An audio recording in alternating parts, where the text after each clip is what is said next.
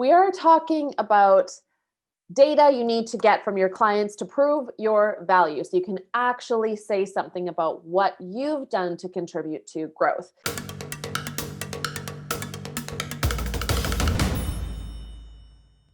We talk in copy school about being the most profitable person in the room, and that's 100% something you can be as a copywriter if you're actually measuring things. Otherwise, no matter how well you do on something, if it's not documented, your client will forget. They'll remember how they felt, and that's good, but they'll forget about the numbers. They'll forget that you helped bring in these great leads for them, and they'll start assigning you to like, oh yeah, you did great with that landing page, but can we actually, do you guys write blog posts? And you'll be like, how has my life come to this? So we need to make sure, nothing wrong with blog post writing, but if you've done it before, it will wear you down. Whereas getting results with your copy, I have found, does not wear you down. It gets more exciting all the time because you're always learning new things and applying new things. Super awesome. So I'm going to share my screen. We're going to talk about that data you need. And this is something, we have office hours for anybody who's in the 10X freelance copywriter. We have weekly office hours, and a lot of the questions that come up are actually really good for like sharing with other people. So this was driven by a question that comes up a fair amount, but I answered it again really recently. So I wanted to share basically the answer with you. Rachel just chatted and said, like, I do not miss blog writing. Like, yeah, 100%. Nobody does. And anybody who like says, oh, can you do it for us? You're immediately like, oh, I have to fire this client. Oh no. Just because they think I might do that, I can't work with this person anymore. Okay, so I'm going to share my screen. Let's talk about this. Data, y'all. Data. Okay, so this is data to get on day one. And day one could look like any number of things for you. It might be the day you actually have that kickoff call with a brand new client you've signed. It might alternatively be right when you start talking to a lead, you get through that 15-minute call where you say like, okay, yeah, we could work together. And then you ask them for data. That is the step before the longer 60-minute consult-like call, which is where you actually close the client. Which is all, of course, covered in 10X Freelance Copywriter, which is reopening with cool things in January. All right. So yeah, so day one could happen at any time, but take note here, we're not talking about a lot of data to pull in. There's, no matter who you come across, they will always have more thoughts on like, well, what about this metric? What about that? And all I want to do is focus on the core things that you need to think about, like the real data you need to ask your clients for. And asking is not actually hard. Your clients want to hear this from you, right? So your leads are looking for signs that you're a pro, that they're about to hire someone, hopefully, who can actually do this work and isn't just sitting around thinking, how do I make it sound good? So they're looking for signs you're a pro. And when you ask for data in this way, then you look like one. It's just a good signal.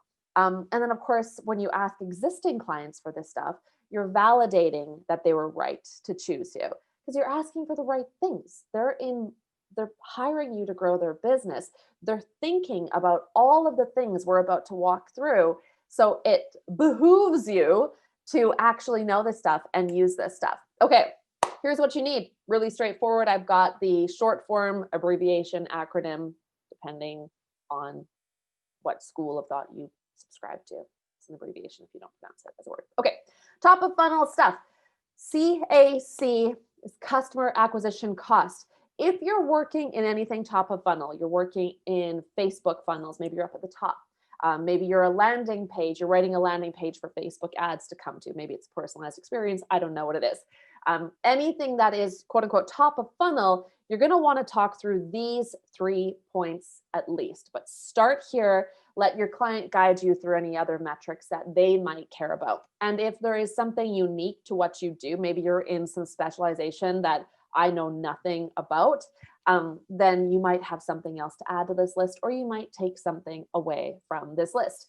But this is typically what you want to think about when you're optimizing top of funnel. What does it cost to acquire these customers?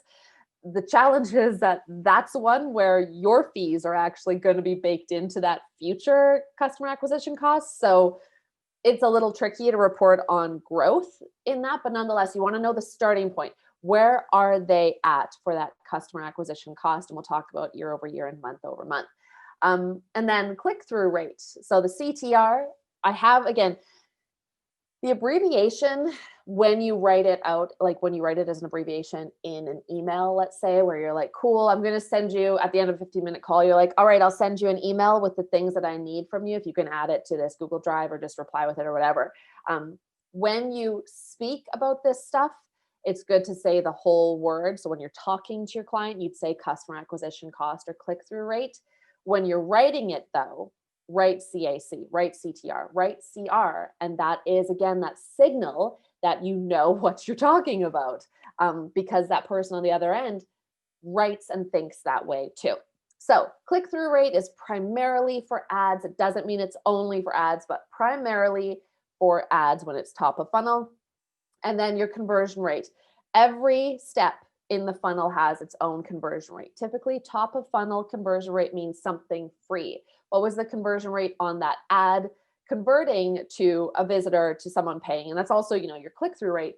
But what was that conversion rate for then leads on your landing page or whatever it might be? But what's that free conversion rate? CR when you're writing it, conversion rate when you're talking about it. Then we move into middle of funnel, where we have open rate, because we're usually talking about emails when we're in the middle of the funnel. Not always, not exclusively, but that's what we're typically doing here. You can also have retargeting ads or more ads that are like deeper in the funnel. So that's coming up here too. Open rate, your OR when you're writing about it, for emails primarily. Click-through rate, again, also for emails, and ads can be the same as well. And then your conversion rate here. If it's still middle of funnel and there's a conversion rate, it's converting to something that is probably not yet a paid conversion, because that happens typically at bottom of funnel. So it might be a conversion rate, convert to demo, convert to webinar lead, convert to something that's mid funnel, not bottom of funnel. So think about your funnel and how it works. And if you're not familiar, but you just signed up for Copy School, take 10x funnels pronto. You will learn a crap ton in there. And if you were already in Copy School, you already have 10x funnels too. So go in and do that if you're unfamiliar with this stuff. Those are the three for middle of funnel. And then we have bottom of funnel. Conversion rate is basically the most important one here in most cases. Everybody's looking for this paid conversion rate increase. We want that lift. That's what matters. Then come other things like average order value. So that's for e-commerce primarily. If you work in e-commerce, AOV is what you'll write. Average order value is what you'll say. If you work in SaaS, you might be talking at bottom of funnel and beyond bottom of funnel about what's called Arpu. Now, it's an amazing word to say. It's one of the few acronyms that you actually do say, and you keep a straight face and everyone loves it. Arpu is ARPU, average revenue per user. It's a great one. If you can increase Arpu, everyone's happy for so many reasons, because you increased it and you got to say the word. So you have that, which I'm not showing here because I chose between showing the SaaS or showing the e-commerce primary data metric to think about. And instead, Arpu is what you would sub in. And then churn is for SaaS, so primarily for SaaS. Churn is really cancellation. So when a SaaS marketer is thinking about growing their business, they're thinking about retaining people, where the opposite of retention is churn. How many people are churning out every month from a cohort? They'll talk about cohort analyses. Don't worry, you don't have to get into that right now. Just go with the flow when they talk about this stuff. But yeah, this is really what we're talking about here. These 9 metrics or ways of like slicing the data and then talking about it are what you want to think about, where conversion rate appears at every single point. So be sure when you're talking to a client about conversion rate, you're being clear on which conversion rate you're talking about. They might jump really quickly to their paid conversion rate, whereas you're thinking, oh, I'm just trying to generate more leads, so I'm thinking of the free conversion rate.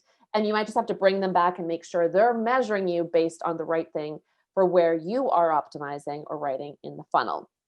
Okay, if you haven't already and you're unfamiliar with these, take a screenshot. And then we're going to move on, but this is really the core of it, and we can talk more about that. Now, lifetime value or customer lifetime value, so LTV or CLTV, will also come up, as will NPS scores. I wanted to say NPR scores for a second there. I don't know, my brain. But lifetime value is another one that businesses think about a lot, and that's really across the whole funnel. What are you doing to acquire customers? That's where it works with cost of acquisition, along with what is that customer worth to us in their lifetime. So we talk about customer lifetime value as well. Get familiar with that, because you're going to want to be able to at least participate in conversations where that term is used. All we're really saying is, like, what is a customer worth to us? If you know that you're working with a SaaS company and that the average lifetime of a customer or a user for them is 14 months, let's say, then they do 14. There are complex ways of calculating this, but they want to figure out how much they're making off that person, off that customer over the course of that 14-month period. So there's an average that will happen there. And then also the overhead, all the costs to actually supply life to that customer, support the product, hosting things, etc. So look into that. We're not going to get into lifetime value right now, but look into it, especially if you are talking about cost of acquisition. Then you want to be able to understand lifetime value. But do know that when you ask your client what their lifetime value is for their customer, you should also get comfy with the person at your client's company that figures that out, and then ask them, how was this figured out? So that you know exactly what was going into their lifetime value. I have take your client's LTV with a GOS. Do you know what a GOS is? Grain of salt. I made it up just for this presentation. You're welcome. And to help you track this stuff, we made a little spreadsheet for you. So Anne's just going to chat that out if she hasn't already. I can't see chat. So go there. You'll make a copy of it. Let me show you what it looks like among my many, many tabs. This is the original. The one you make will begin copy of, and you can just rename it or whatever. But what you want to do is track this. So when you're having that meeting with your client, that 60-minute lead call or the kickoff call, whatever it is, you want to understand first where the work is that you're doing. So you don't need to ask your client all of these things unless you're working across the funnel, or unless you anticipate that you will, like if you're in a retainer situation. So you've got that. You can ask them what it was last year. What was your customer acquisition cost last year at this time? So that'll be your year over year, or YOY when written, but year over year when spoken. Cost of acquisition. Then what was it last month, month over month, MOM. And then from there, you start tracking month by month that growth. This is important if you're like, oh, I wish I had data, but we don't do any A/B testing. Don't worry. A lot of businesses do not do A/B testing. And even when they do, they take it with a GOS, grain of salt. I'm going to keep doing that all the time, because there's politics, there's things that happen. And A/B testing, as beautiful as it can be, is also flawed in many ways. So don't worry if you can't do A/B testing. Just make sure that you are documenting the data, and then make a copy of this for every client that you have. Keep going across the board. Like, this can turn into, when you're in 10XFC, you'll hear about the cheat sheet of awesomeness. And that's like, what data do I have on how awesome I am? And that's what this is. It can be, sometimes your numbers will go down. You'll see like, oh crap, the changes that we made have resulted in a drop in click-through rate, or customer acquisition cost has gone up, but click-through rate has also gone up. So that's good. And then you can have those discussions with your client about optimizing from there. But when you can start to see changes and trends over time and how your copy is performing, it puts you in a better position to talk about your skills, to understand where you can grow, what you can learn, because these won't always be flattering numbers. Sometimes you'll be like, shit, I don't know what I'm doing with this client, clearly, because none of the things that I'm trying are working. We need to go back to the drawing board and go through and figure out a new plan of attack because it's just not working. And that's cool. That can work perfectly fine as long as you're tracking it and not just guessing. Your clients will just plain guess at this stuff if you do not have the discipline to ask for that data. So ask for it. Okay. So people are saying they can't get the document to open up. If you're signed into Google, you should be able to because other people are. And of course, we test it and we word as well.